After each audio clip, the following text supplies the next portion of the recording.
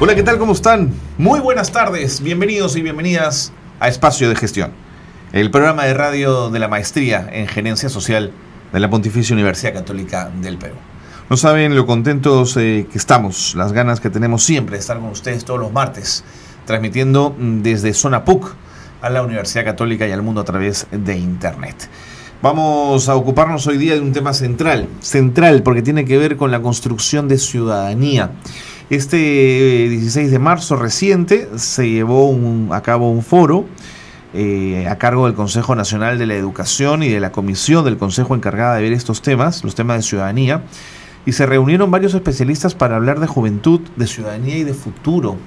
Y me parece que es una reflexión valiosísima porque el concepto de ciudadanía no es un concepto uniforme, es un concepto que además cambia. Pero que en las sociedades más fuertes encuentra espacios comunes muy grandes de consenso. Bueno, de eso vamos a hablar en el programa de hoy. Vamos a estar con Grover Pango, él es profesor, especialista en los temas de educación y ciudadanía. El profesor Pango es miembro, por supuesto, del Consejo Nacional de Educación y va a estar con nosotros para hablar justamente de cuál es el proceso de construcción de ciudadanía, que es un tema central, además, para la vida en democracia.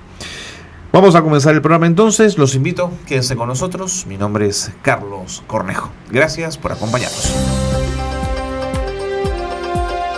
Muy bien, en este programa, en Espacio de Gestión, el tema de ciudadanía sin duda es transversal a la gerencia social. No hay forma de desarrollar políticas públicas desde el espacio de la gerencia social, no hay forma de emprender proyectos sociales si el concepto de ciudadanía, primero, no está claro. Y segundo, si no entendemos cómo es a futuro la construcción de esa ciudadanía.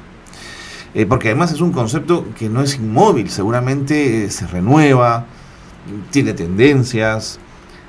Del mundo globalizado viene información que hace que ese concepto pueda modificarse. En fin, de todo esto vamos a hablar con el señor Grover Pango. Al señor Pango lo conocemos, él es especialista en los temas de educación, en los temas de ciudadanía. Y está con nosotros, es miembro del Consejo Nacional de Educación y yo quiero agradecerle muchísimo que nos acompañe. Bienvenido, señor Pango, gracias por estar con nosotros. Muchas gracias, Carlos, por la oportunidad de estar en este programa y en esta emisora y en esta universidad. ¿Por qué este evento del 16 de marzo, Juventud y Ciudadanía, que desarrolló la Comisión del Consejo Nacional de Educación en la que usted está? Habían dos elementos que nos atrajeron para tomar esta decisión. Y debo reconocer que quizá la tomamos un poquito tarde. Yeah. Y luego explicaré algo más sobre esto. La primera es que nuestra tarea como Comisión de Innovaciones Educativas y Futuro siempre nos va interpelando respecto y después qué viene. ¿No? El Proyecto Educativo Nacional fue aprobado el año 2007 como política de Estado y será vigente en sus objetivos generales hasta el año 2021, así es, justamente en el bicentenario, pero continuará el tema, entonces tenemos que estar atentos a qué viene luego, etcétera, qué cosas van a persistir, qué cosas vamos a tener que corregir, qué cosas vamos a tener que esperar, pero no se puede esperar en la quietud, sino en la acción. Ajá, o sea, no es una reflexión de un grupo de personas sin duda importante que se reúnen a pensar, sino que de ese pensamiento tiene que salir acción. Tiene que salir acción sugerida. Ajá. ¿No? La tarea del Consejo es la de proponer políticas. Claro. ¿No? Antes de comenzar el programa decíamos, alguien tiene que pensar la educación. Así porque es. Cuando está el ministro en funcionamiento no logra hacer todo. Pondrá en marcha lo que trae, lo que inmediatamente como una reacción tiene que hacer, pero es bien difícil seguir pensando mientras se hace, porque la exigencia de solución de los problemas es muy alta. Es muy alta.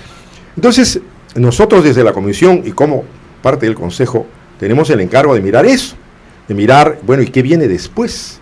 ¿Y qué viene después dentro de una actividad, dentro de una acción tan intensa como la que vive un país como el nuestro, un país emergente, un país lleno de problemas, lleno de expectativas, lleno de ilusiones, también de frustraciones, y que tiene como capital social el que tenemos?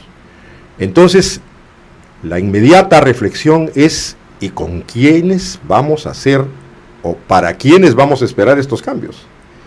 Y claro, ahí viene inmediatamente la respuesta, bueno, la juventud. Si nosotros tenemos el futuro como tarea para pensarlo, no para diseñarlo, sino para imaginar qué puede venir y qué vamos a hacer ahí cuando vaya produciéndose lo que calculamos que va a suceder. Es un asunto pues siempre un poco riesgoso, ¿no? Porque tampoco somos un grupo de presbitas, ¿no es cierto? Sí, no, la bola mágica que dice el futuro. No tenemos eso, tenemos la tarea de ir consultando permanentemente, ¿qué piensas tú? ¿Qué piensas tú? ¿Qué piensas tú? Entonces dijimos, vamos a ver, ¿qué ciudadanía tenemos? ¿Y cómo se está formando en el Perú?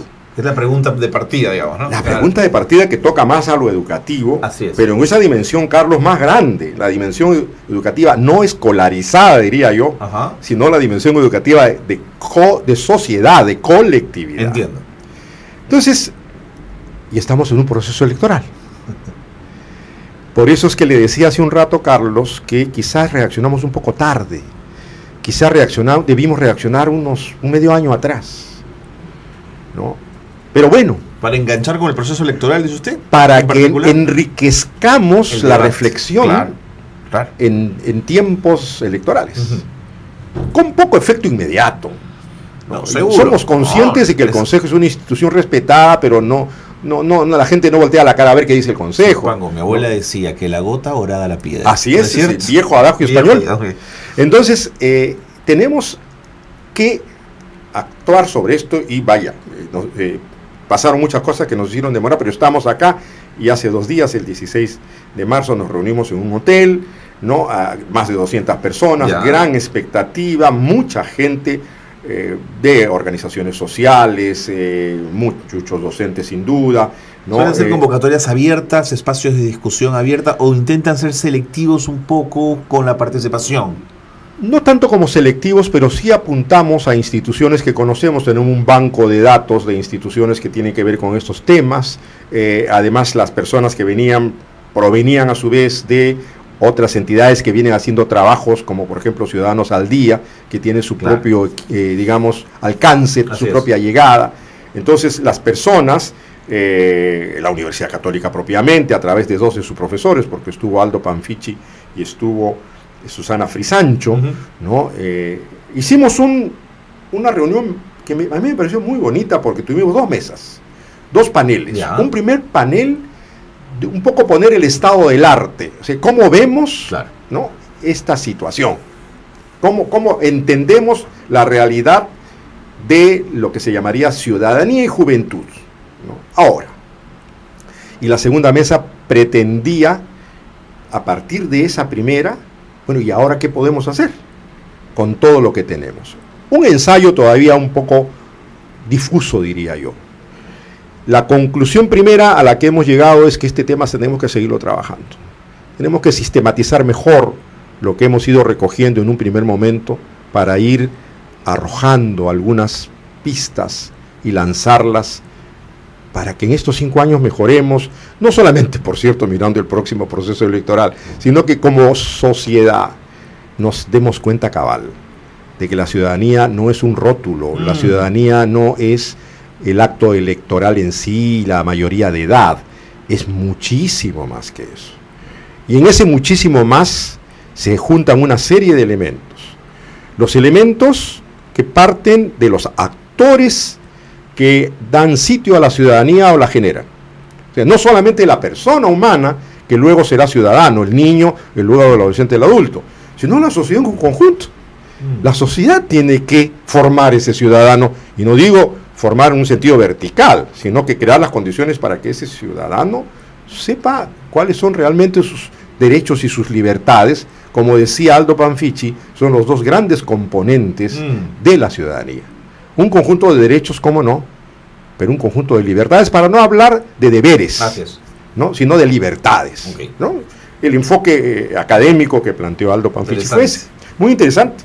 Bueno, pero ese conjunto de derechos y ese conjunto de libertades no surgen pues del aire, ¿no? Tiene que ser el trabajo sistemático, ojalá coherente entre lo que hace el hogar, entre lo que hace la escuela, lo que hace la sociedad en su conjunto y todos los elementos que concurren a para mí, y esa es una opinión mía, Carlos, ahora, este divorcio que hay entre lo que la escuela quisiera y lo que la calle hace. Porque yo sí creo que vivimos un momento suficientemente dramático como para afirmar que por muy malos que seamos los profesores, por muy ineficientes que hayamos podido llegar a ser, aunque tuviéramos muchísima buena voluntad por otro lado, probablemente lo que está sucediendo es que nosotros queremos un deber ser, ¿no? Por aquí debemos ir con los niños, las niñas, pero la calle nos dice exactamente lo contrario.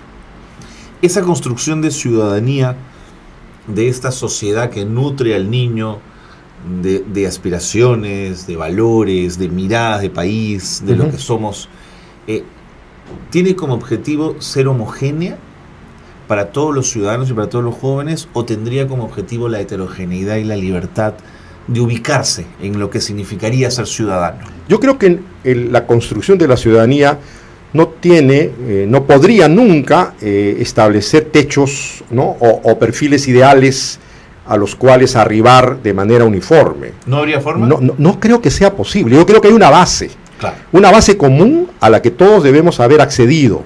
Y a partir de eso el ser humano sabe o sabría, a propósito de libertades y de derechos, cuáles son los límites. O sea, yo imaginaría una sociedad ideal donde todos los ciudadanos sin excepción tenemos una posición contraria a la violencia, por ejemplo, para la construcción de ciudadanía.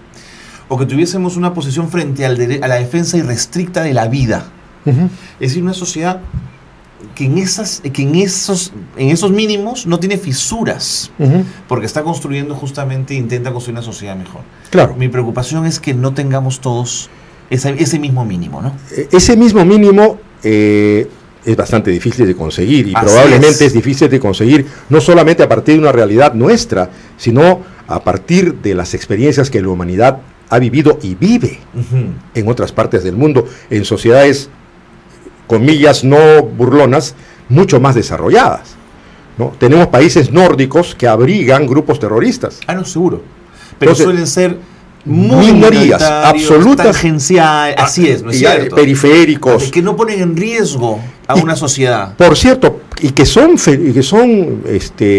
conductas que rayan más bien en lo patológico. Exactamente, ¿no? Exactamente. Entonces, son las excepciones psiquiátricas, digamos, de toda sociedad, ¿no? Pero que existen en un porcentaje X. Yo estoy de acuerdo con usted. Lo que creo es que la construcción de esos mínimos, que en el fondo se orientan a la definición más clara de los valores que una sociedad debiera abrigar y defender, ¿no? Requiere de un conjunto de contribuciones globales, conjuntas, claro. ¿No? Que lastimosamente no se pueden dar por decreto. Así es a los chicos. No podemos decretar mañana, ¿no? Que la sociedad respete el semáforo en la esquina. Claro. Ayer un amigo me decía una cosa muy cierta. Decía, mira, el día que nosotros los peruanos podamos garantizar que salimos a la calle con nuestro carro o en un carro ajeno y no nos pegamos los atracones que nos pegamos acá, porque simplemente me detengo a tiempo para que pase el carro que viene por mi lado derecho y con eso facilito muchísimo, ¿no? Que fluyan, y después me tocará a mí porque otro va a actuar de la misma manera, ¿no? Entonces, eso que funcione, y que funcione la salud pública para que una emergencia sea atendida oportunamente y no tengamos 220 y tantos pacientes en el hospital de Bagliati en los pasadizos, ese día el país habrá empezado a cambiar. Eso... Sí, pues él está hablando de una sensibilidad muy especial, ¿no? Pero es que eso, Carlos, sería la expresión más viva de vivir en una sociedad de ciudadanos. Porque la esencia de la ciudadanía es el respeto a los demás. Es el respeto a los demás, exactamente. ¿No? Y eso hizo parte de una noción de límites que yo creo que nosotros en el Perú no hemos logrado construir. Límites. Alguien me dirá, ¿pero qué es eso? Eso es un poco coercitivo. No. Yo pienso que no. En absoluto. Es el mejor ejercicio de la libertad. Yo soy libre en la medida que sé que no debo hacer. Así es. Porque además no quiero que me lo hagan a mí. Pero por supuesto. Ese es el punto. Ese es el punto. Ese es el equilibrio. No sé por qué lo invito si estamos de acuerdo, señor. Vámonos a la pausa y que seguimos conversando aquí en Espacio de Gestión, que estamos conversando de ciudadanía. Qué tema importante y qué tema complejo al mismo tiempo. Pausa y volvemos en Espacio de Gestión, el programa de radio de la Maestría en Gerencia Social de la Pontificia Universidad Católica del Perú. Volvemos.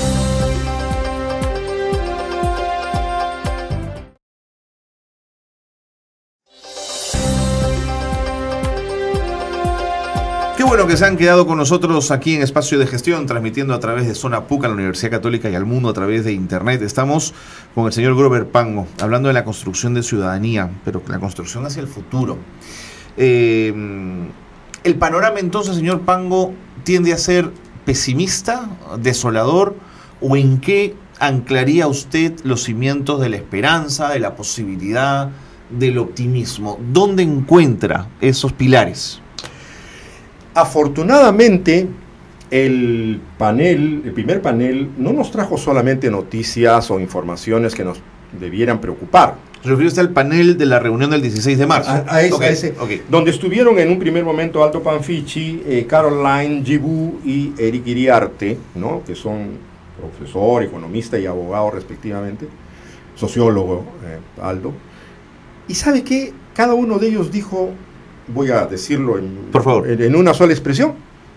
Aldo, por ejemplo, dijo, no olvidemos que muchas de las cosas que en el Perú se han dado ha sido resultado de la inquietud juvenil, la demanda juvenil, desde el principio del siglo XX. O sea, había una juventud que se ha hecho responsable, digamos, de conquistas. Ya, bajo el lema aquel del que no llora no mama, también es cierto, pero ha protagonizado momentos importantes del Perú, que pueden tener una dualidad, pero han sido momentos importantes, desde la reforma universitaria del año 18-19 para acá. Seguro. En segundo lugar, Caroline dijo, ella que pertenece a Ciudadanos al Día, así es. Ciudadanos al Día reconoce y premia los aportes que van haciendo las instituciones, especialmente estatales. Las buenas prácticas. Las buenas prácticas. E identificó esa noche que había pues 8 buenas prácticas que iban en favor de un mejoramiento de condiciones para que la ciudadanía tenga un soporte, una base más sólido, sobre la base hay que edificar más, pero que hay elementos, ¿no? Desde el DNI, ¿no es cierto? O desde algunos municipios o algunos ministerios que ofrecen trámites mucho más rápidos, que son lo que permite que la gente funcione como ciudadanos y se sienta ciudadano en el territorio de los derechos, ¿no es cierto? Entonces, no estábamos, no le puedo decir un porcentaje, pero no es que estamos pues totalmente desamparados, ¿no? Hay esfuerzos, seguramente pocos todavía, insuficientes, como no, pero que se están detectando, identificando elementos que favorecen esta construcción de ciudadanía. Y Eric Iriarte nos decía, a contrapelo de lo que yo, por ejemplo, pienso, y ahora pienso menos convencido, que hay una indiferencia juvenil. Quizá me he dejado llevar por este proceso electoral, donde diera la sensación de que no hay preocupación mayor, y que solamente son modas, ¿no? Comportamientos un poco emotivos que hacen que haya adhesión, ¿no? Para tal o cual candidatura, pero no con ideologías, porque es verdad, alguien me hacía notar, oye, pero de una posición digamos, de derecha tradicional, la gente en bandazo se va a una posición más o menos de izquierda, y no se esfuerza por hacer distingo alguno. Sí. O sea, no aplica ningún concepto crítico a su decisión, y simplemente fluye, ¿no? Pendularmente de un lado al otro, sin mayor actitud crítica. Ya, si eso es criticable, si eso es censurable o no está bien, lo que decía Eric Iriarte pero no es así solamente, decía, ¿no? Sí, hay una responsabilidad que los jóvenes expresan especialmente a través de las redes sociales, ¿no? Que por supuesto no tiene los patrones, no tiene las conductas, no tiene los compromisos, no tiene las lealtades. Así es, ¿no? Que haces 40 o 50 años. Es otro tipo de construcción, sí, totalmente. Otro tipo, y además otro tipo de compromiso emocional. Así es, totalmente. No ideologizado, pero hay una serie de valores universales, ¿no es cierto?, a los que adhiere de una manera poco trabajada, si se quiere, pero adhiere. Hay una especie de intuición por ello, y no hay poco cariño por lo que están haciendo y queriendo hacer. E incluso estas actividades en defensa de los animales, Carlos, Usted me podrá acompañar en pensar que hace 20 años la preocupación por los animales no era la que hoy día existe. Así es. ¿No? En las redes sociales, en Facebook. Ahí se revelan nuevas preocupaciones, ¿sí? Se ha perdido un perrito y están haciendo una campaña por recuperar el perrito. O se estaciona alguien en el sitio de un discapacitado y aquello es un cargamontón. Exactamente, ¿no? Entonces hay una especie de control que se va produciendo al margen de la institucionalidad conocida, política, etcétera. ¿Esa es la esperanza? Ese es un elemento que nos debe hacer saber que sí tenemos una base sobre la cual hay que trabajar más, colaborar más, contribuir más y establecer algo que no se ha trabajado en este evento y que tenemos que proponérselo al Consejo para que lo volvamos a, probablemente ese sea uno de los temas a convocar. El diálogo intergeneracional. ¿Cómo nos vamos a entender? ¿O somos incapaces de hacerlo? Porque la gran mayoría de la gente que conozco, que inclusive frecuento por razones de mis identidades, ¿no? Políticas y otras, me dicen, no hay nada que hacer, ¿no? La juventud de hoy no sirve para nada, no nos ayuda para nada. Yo creo que no es tanto así. No es así. Lo que pasa es que tenemos lenguajes un poco distintos. Seguro. ¿No? Y hay un artículo que me ha parecido muy divertido, que probablemente ustedes han leído la semana anterior, de Pedro Canelo, que se titula Estoy a punto de serte infiel, ¿no? En El Comercio, en el cual refleja, pues, ¿no? Esto de la militancia y de la liviandad con que se asumen compromisos, ¿no? Dice por ahí que pasamos de los Pepe Causas a los Human Lover y ahora a los Barnechéveres, ¿no? Sobrenombres ajustados con alevosía y ventaja a un errático público juvenil, ¿no? La pregunta no es cómo protestarán los electores de tal o cual candidato ahora que no están en competencia, sino a quién se irán sus votos, cosa que está sucediendo. Claro. Y Dios lo dice como si en vez de votantes en el Perú tuviéramos una horda de polígamos perfectos que jamás tendrán el corazón roto. Si un amor se les va, ya tienen listo un eficaz plan de contingencia. Estamos en una elección donde ya no ganará el mal menor, sino el plan B. Es muy certero. Muy interesante, sí. Muy certero. Pero yo no estoy seguro. Compromisos de otra manera estos chicos. Exacto. Entonces, a la pregunta que usted me hacía hace un rato, ¿no? Yo creo que podemos irse concluyendo en que no conocemos bien cómo se trabaja, cómo se llega a establecer un diálogo comprensivo entre un grupo de personas, estos jóvenes de hoy, que actúan como actúan, que se alojan en las redes, que piensan de esa manera, que transitan con una facilidad acrítica entre una posición y la otra, pero no porque estén ajenos a valores, sino porque no encuentran todavía cómo afincarse, cómo afirmarse en una posición, porque probablemente esa posición no está. Y eso es lo que me lleva a lo que quizás más adelante podamos conversar, que son los tiempos de la posmodernidad, que es lo que a mí particularmente me tiene más preocupado, porque creo que no es un problema peruano, es un problema universal y que se está expresando de muchas maneras en muchos países, ¿no? Y no es absolutamente cierto que lo que está viviendo Estados Unidos hoy, por ejemplo, sea lo mismo que vivió hace 6 años. Seguro. Es otra cosa. Y lo que vive España también. También. Bueno, en España además eso expresado en el movimiento político de los indignados, que devino en un partido político y en liderazgos jóvenes muy confrontacionales, que hasta pueden poner en juego, digamos, la estabilidad y la viabilidad del Estado-Nación, digamos, eso es fascinante, digamos. Fascinante, y estamos en este momento, en ese periodo, no se olvide usted que el rey está jugando los plazos. Está desesperado viendo quién hace gobierno en España. Así es. Ahora, es verdad, y no puedo poner en duda y no discrepo en relación a que estos jóvenes se manejan en redes sociales y con otros compromisos, pero en el Perú ¿no tiene usted la sensación que estos jóvenes representan el 20%, 15%? ¿Dónde están los jóvenes rurales, por ejemplo? Los jóvenes de comunidades indígenas.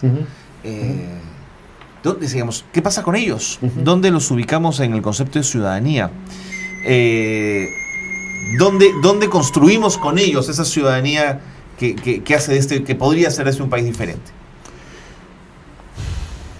El Perú como muchos de los países de Latinoamérica, claro, tiene un componente rural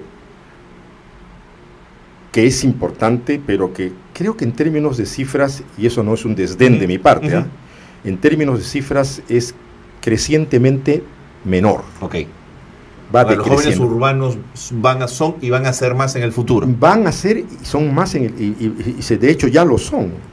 Ahora, yo sí creo que se está produciendo también hay un círculo periférico a las grandes ciudades que casi siempre aloja a las poblaciones que han sido rurales, ¿no? O que se están urbanizando, por decirlo de alguna manera.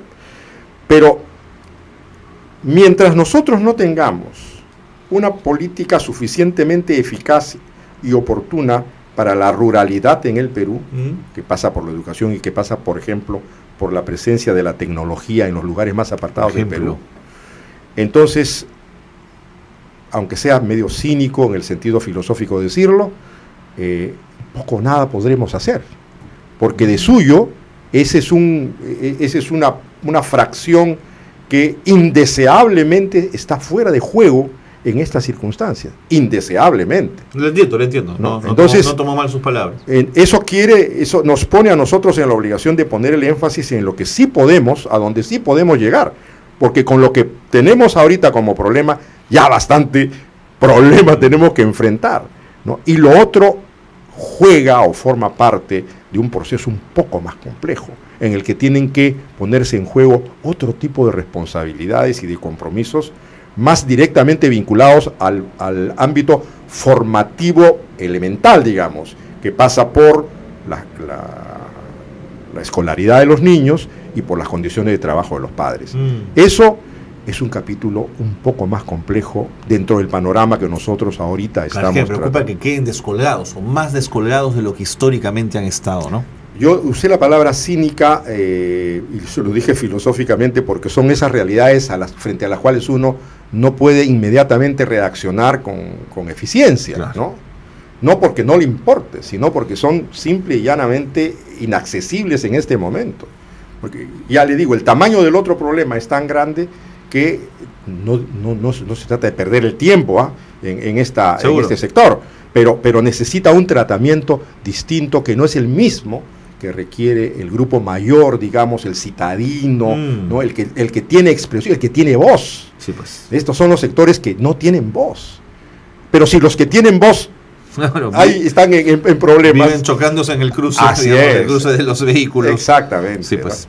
Señor Pango, le propongo una pausa para seguir conversando. Encantado. Nuevamente, gracias por estar con nosotros. Pausa en Espacio de Gestión.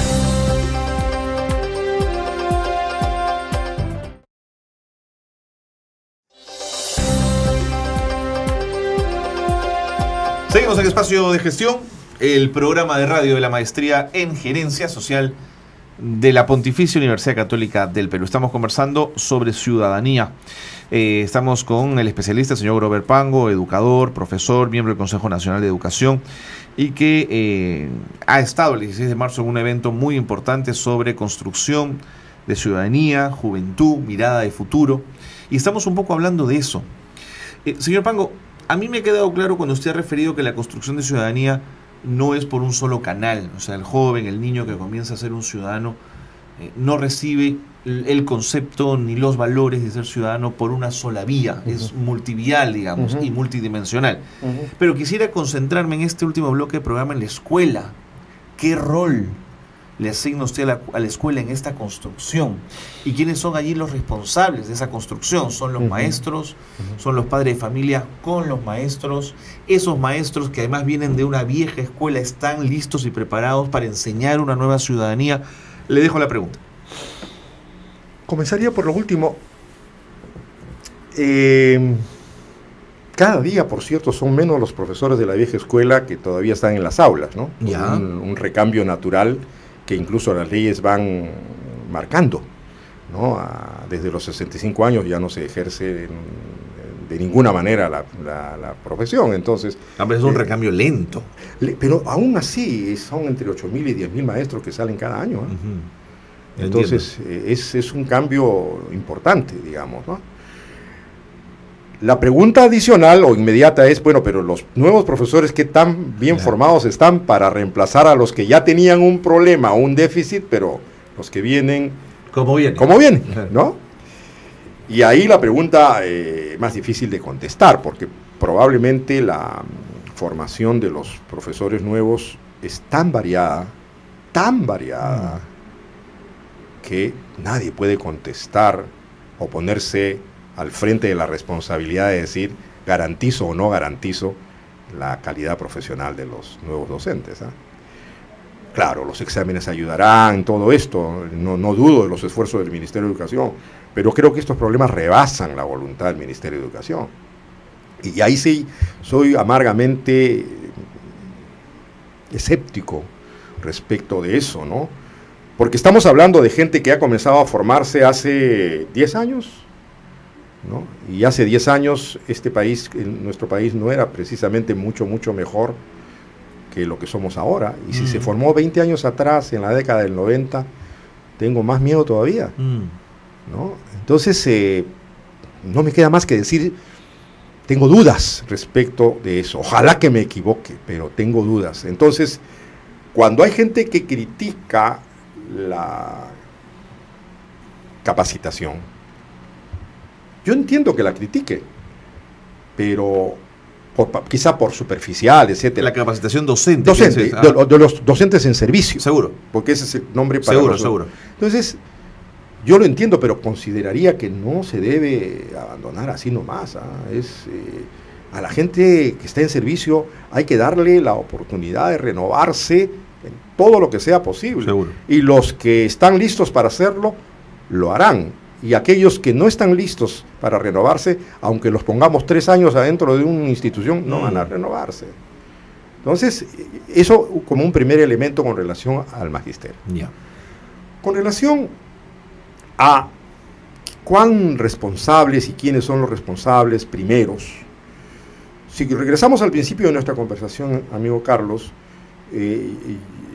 cuando yo digo la sociedad en su conjunto es el responsable, también se me puede retrucar diciéndome, pero con eso estás diciendo que nadie, porque cuando todos significa nadie, ¿no? Sí, pues, pero lo que yo quiero llegar a señalar es que es una especie de responsabilidad creciente, que sin duda comienza en el hogar, como en todas partes del mundo, pero nuestro país no ofrece las mejores condiciones para hacer al hogar el principal y primer responsable de todos estos fenómenos.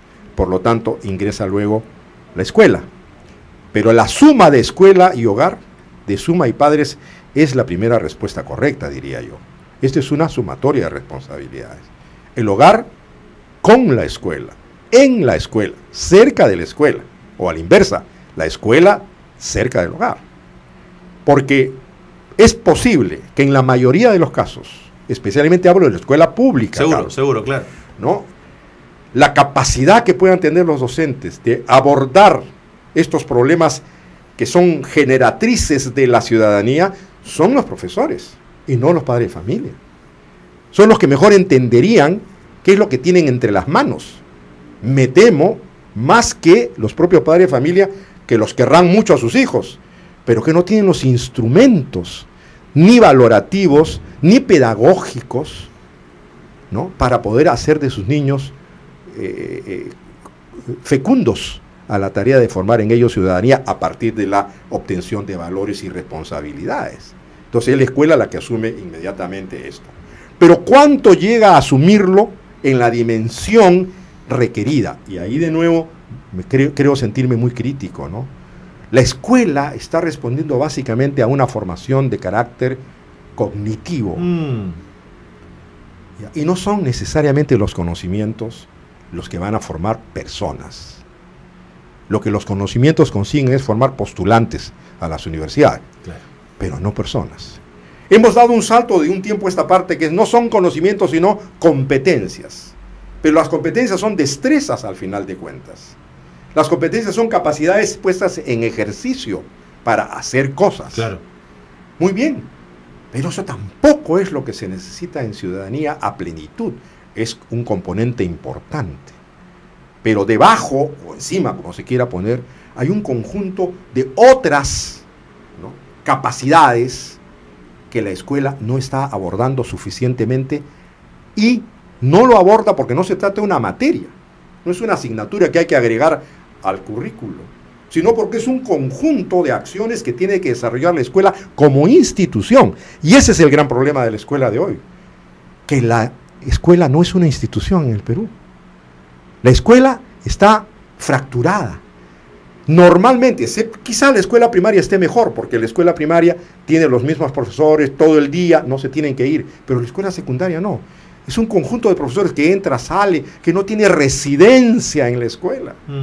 Entonces no tiene un compromiso con la institución, tiene un compromiso con su registro de notas y con las obligaciones que se ha comprometido a través del programa que presentó, pero más no. Entonces, mientras no tengamos una escuela formalizada en el sentido de tener un equipo humano con un líder responsable de todo, que es el director del colegio, y que no sea un empleado externo de la UGEL, porque tiene que hacer un montón de cosas para cumplir con lo que la UGEL le pide. El 80% del tiempo de los directores, Carlos, lo ocupa en dar respuesta a las solicitudes que la UGEL... En lo administrativo. En lo administrativo. Y lo pedagógico. Y lo institucional y el trabajo en equipo. ¿Por qué el trabajo en equipo? Es a lo que me quiero referir ahora para intentar dar respuesta a su preocupación. Porque la formación de ciudadanos es la formación, o es la dotación, o es la obtención de comportamientos. Y los comportamientos son lo que hace a las personas. Nosotros no somos ni lo que conocemos, ni lo que creemos, ni siquiera lo que decimos. Somos lo que hacemos. El ser humano es lo que hace. Y lo que hace es su comportamiento. Ese comportamiento en la esquina con el carro frente al otro que viene por el otro lado, ¿no es cierto? O esa insensibilidad administrativa por un lado y profesional por el otro en una emergencia de un hospital. Eso es comportarse la forma en que actuamos con los demás, es creer o no creer, debatir o no debatir, tirarle piedras a un candidato, tirarle huevos. Eso es comportamiento. Seguro. Entonces, eso es lo que no logramos, que no son ni conocimientos, ni capacidades estrictamente, ni competencias, sino más que eso, conductas, formas de ser. Nos han enseñado a expresar nuestras ideas con respeto, porque nos respeten a la hora de decir, aunque sea una estupidez. No nos han enseñado cómo se hace, no nos han enseñado a discutir y no por ello pelear. Si no estamos de acuerdo, no hemos pasado a ser enemigos. Seguimos siendo dos amigos que pensamos distinto. Si usted es de la U o de la Alianza o yo, ¿qué importa? ¿Y por qué no tiene que ser lo mismo a la hora de tener discrepancias respecto de tal o cual cosa? Nos han enseñado a ponernos de acuerdo y a valorar. Usted señalaba esto con tan inmensa importancia, ¿no? El valor, ¿no? El valor de las cosas, el valor como concepto, sí, claro, ¿no? A ponernos de acuerdo, a concertar. A mínimos, así es. ¿No es cierto? Ya nosotros tenemos 10 puntos por discutir, en 7 estamos de acuerdo y en 3 no. Eso nos convierte en rivales como para que mañana nos saquemos los ojos. Tenemos una noción de lo que es más importante que lo que es menos importante. Nos enseñan desde niño a no confundir las cosas, para que no tengamos un debate político como el de hoy, en donde nadie sabe cuáles son las prioridades. Totalmente. Entonces, ¿no? Se habla con una generalidad tan irresponsable de lucha contra la corrupción, pero ¿qué cosa es ser? Claro. ¿Y cómo? ¿Y qué vas a hacer? ¿Cómo lo combates? Y no solamente responsable, sino ¿dónde comienza la gente a dejar de ser honesta? ¿O desde qué momento el ser humano se da cuenta que ser honesto es ser un tonto en esta sociedad? Y no voy a usar la palabra que la gente usa para decir cuando una persona es honesta o proba. Y habiendo tenido poder y no valerse de ese poder para enriquecerse, ¿acaso se llama honestidad? Se llama otra cosa. Sí, pues. Te denostan por ello, ¿no? Pero por supuesto. Increíble, ¿no? Y te señalan por no haber sabido aprovechar la oportunidad. Eres un tonto. Eres un tonto, con otra palabra más dura. Entonces, dime si no está revertido todo, pero ¿dónde debiera esto comenzar? Yo creo que en esa etapa maravillosa de sentar desde niños a conversar, a ponerse de acuerdo. La matemática es importantísima, pero funcionará mejor, más fácil cuando tienes un grupo humano que sabe conversar, que se respeta, que elige a sus dirigentes, que no se pelea por cualquier tontería, que sabe discernir. Por supuesto, hay una jerarquía evolutiva respecto de qué cosas son importantes a los 8 años y qué cosas importantes a los 15. Por supuesto. Pero eso va creciendo, pues. Pero eso se logra cuando no tiene uno un grupo, un profesor que hace una cosa, el otro que hace otra cosa, y el tercero y el cuarto, y jamás se sientan a conversar sobre el cuarto A. Ni conocen bien cuáles son los niños del cuarto A. Pues ¿usted cree que me está diciendo que el cuerpo docente de una escuela no se sientan 3 o 4 maestros a hablar de Juanito, de Pepito y de Ernesto? Se juntan una vez al mes cuando hay alguien que les dice que hay que conversar o porque hay un problema serio. Claro. Increíble. Pero no como una rutina de trabajo. No como una rutina de trabajo. Claro. Entonces, lo que nosotros decimos también desde la comisión, este no es un asunto solo personal, sino esto lo compartimos con los otros miembros de la comisión, Andrés Carlos Franco, León Trattenberg, ¿no? Es que necesitamos revolucionar, palabra un poco desacreditada, la escuela. Tenemos que hacer de la escuela una verdadera institución.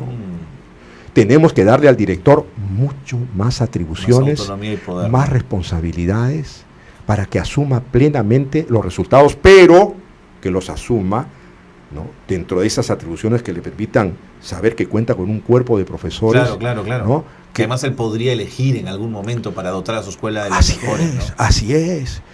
Probablemente, Carlos, esto significa hasta casi una contradicción con la ley de meritocracia, esta ley del magisterio, etcétera. Yo nunca me sentiría atrapado por el temor de decir esto hay que revisar. Oiga, hay que revisarlo, pues. Hay que revisarlo. Capaz conviven dos procedimientos que, sin maltratar la meritocracia, ¿no?, le permitan al director tener algún derecho para escoger a los profesores, porque aun cuando alguien me diría, Pango, pero ¿qué va a pasar? Que dentro de 2 o 3 años, ¿no?, eso van a ser una camarilla que son los amigos del director. Yo le voy a decir, sí, pero los resultados educativos también se van a ver. Claro.